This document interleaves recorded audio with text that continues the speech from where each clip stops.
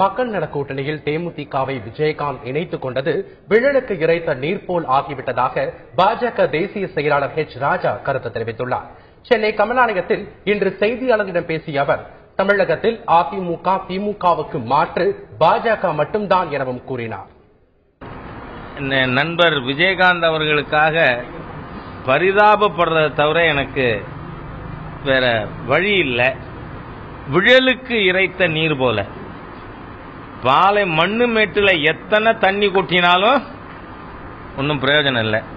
அந்த மாதிரி இந்த பாலைவனமா தரிசா இருக்கிற மக்கள் நல கூட்டணியில் இவர் போய் சேர்ந்து இன்னைக்கு அவரே பாதிக்கப்பட்டு கட்சி பிளவுபட்டு நிற்கிறார்.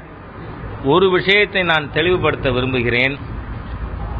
திமுக அதிமுகவிற்கு மாற்று என்பது பாரதிய ஜனதா கட்சி மட்டுமே என்பதை கடந்த 2 நாட்களாக நடக்கின்ற சம்பவங்கள் நிரூபித்து வருகிறது.